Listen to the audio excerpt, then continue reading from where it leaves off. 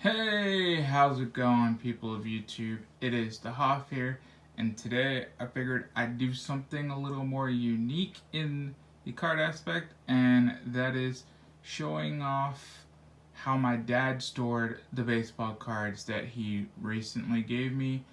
I'm not going to show the cards one by one yet because I still want to get some protective stuff for some of these cards that is not just the plastic you see here. That's going to be for base cards of newer cards that I've started putting those in. So without further ado, let's get into this. So this is the 1985 complete top set, and see, you can see it says 85 Topps Baseball with bonus runs for glossy set. It's mint and complete, $18. So, as you see, I'm assuming you might have bought it like this. I know he was the type of person when I was a little older to go out to trade shows in malls and different places where they have them, and he'd start buying up select cards. So I don't know if he completed some of these sets himself or he bought the sets complete, because at that time getting base complete sets wasn't as hard as it is now because of the fact that there's so many different variants of special cards with autos and different things, whereas back then it was just a whole complete set. And I think this one has 792 and maybe some bonuses besides the 792, but that was the last card I seen going down towards this side. And then I think these are just filler cards to win the All-Star game. So I'll show this off. This is the oldest set that was given to me in the box. And this is also my birth year, so these cards are as old as I am, keeping that in mind. Now, next we have the 86 Topps complete set. So this one was stored in a little bit different box, and as you see, they're kind of all over the place. So I need to definitely get these in some kind of protective because I don't like the way that these bow. I don't know if putting them in those protective plastic, hard plastic, magnetic cases will help that. And maybe down the road, if any are worth money, I might get them graded just to have them all nice mint in the graded plastic case where they shouldn't have any issues. Now, the rest of the sets should be faring better than these two. But yet again, the rest of the sets are the newer sets. So here we have 87 Topps, and it is the long box. Flip it around. But right off the bat, I see there is a special card. And let me see who it is. So this would be Mark McGwire.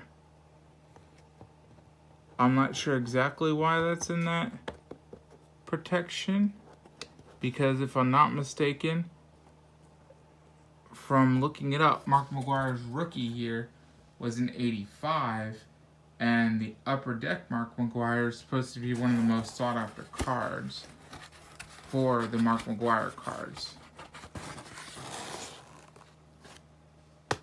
But there you have the Topps 87.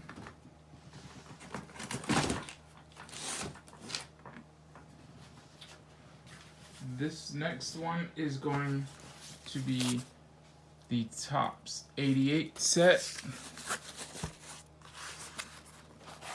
Same deal, elongated box, and all the cards should be in order. No bowing in this box. Really good. I don't believe there should be any issues with these cards. So putting them in maybe a binder, I'm not sure. If anyone has suggestions, the thing I was looking at doing is hard plastic magnetic ones like you would normally put these valuable cards in here once I can get some more of them for the signature ones that are of good players. Put the rookie cards like Mark McGuire in those, and then go ahead and get a book maybe for the other cards. I'm just not sure. This next one should be the 89. Yep, 89 Topps Baseball. Again, this is going to be in the long box. I think this is one that he's done himself and completed. And that's why they're in these long boxes for holding cards. And it doesn't look like there's hardly any... Well, there might be a little bowing going on here. But it's pretty nice. Again, one, they're all in order, so I don't want to take them out. Two, you can just smell that cardboard old smell off of these. So until I can get them in some kind of protective thing, I'm not going to try to ruin them.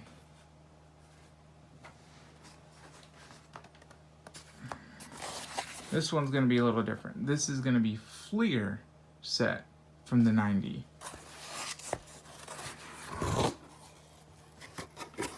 So just because it's easier to pull, we shall grab a Fleer card, and this is Fleer Action Mets, and it looks like there's a line across the top.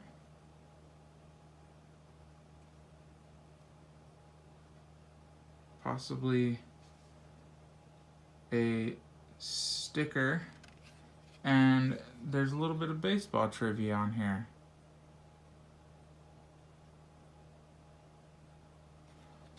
So let's see if you know this. True or false, the Mets won their World Series in their 8th year of existence. And the answer to that one is true. In what year did the Mets play their first game at Shea Stadium? And that was 1964. True or false, the Mets played their home games at Ebbets Field in 1962. False. They played in the Polo Grounds. And then the final one is, what team did the Mets overtake in September of 1969 to win the NL East? And that was the Chicago Cubs. So a little baseball trivia that was all tailored to the Mets, courtesy of Fleer, if you were interested in a little bit of baseball trivia. And there's a couple of those, maybe all of them. Let's see, here is the teams.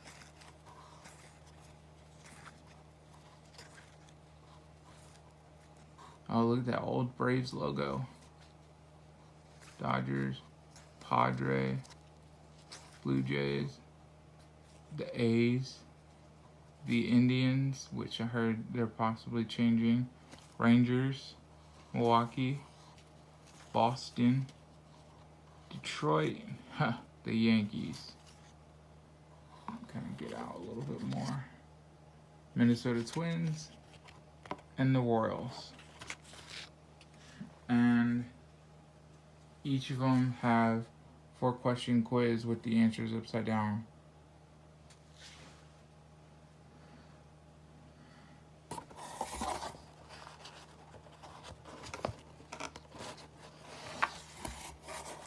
So in case you're wondering, that is how he protected them, and there's the other side. Just to keep the cards nice. That was the 1990 set of baseball from Fleer.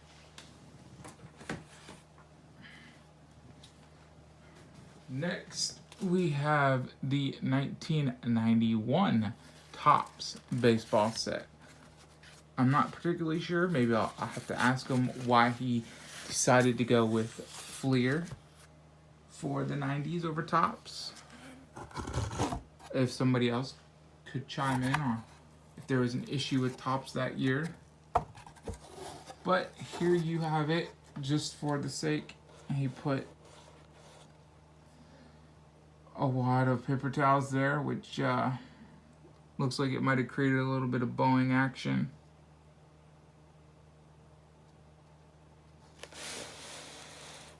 But that's the whole complete set of that.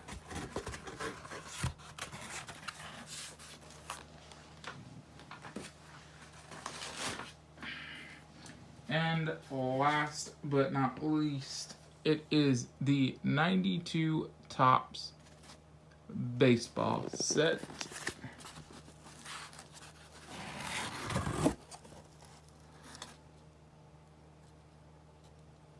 And again, this one looks like one of the nicer sets. And it is numbered to 792. There is the final guy, Dave Winfield from the Angels.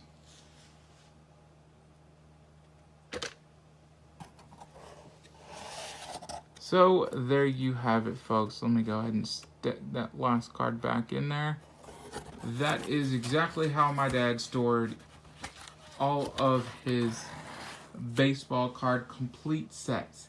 Now there are cards he did not give me, and those are autograph cards or cards from our specific rookie class of players for each team in Philadelphia.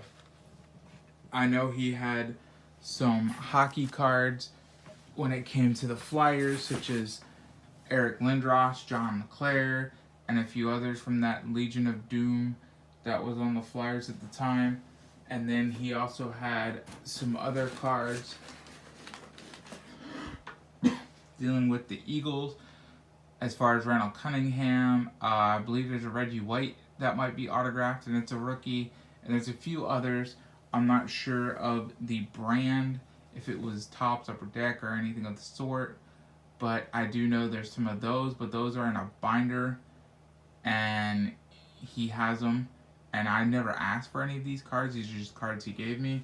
But so far, we'll end with showing off my autograph sets, as I thank you guys for watching.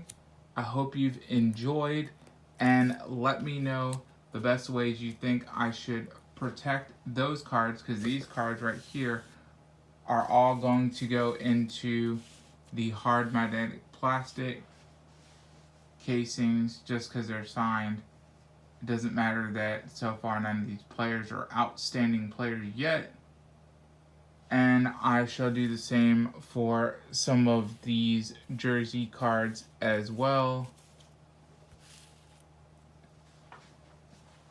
And let me know how you feel I should protect the other cards. And if you want me to go through them after I get better protection for them, let me know that as well. And thank you guys for watching. Hopefully you're a subscriber, and I will see you guys next time.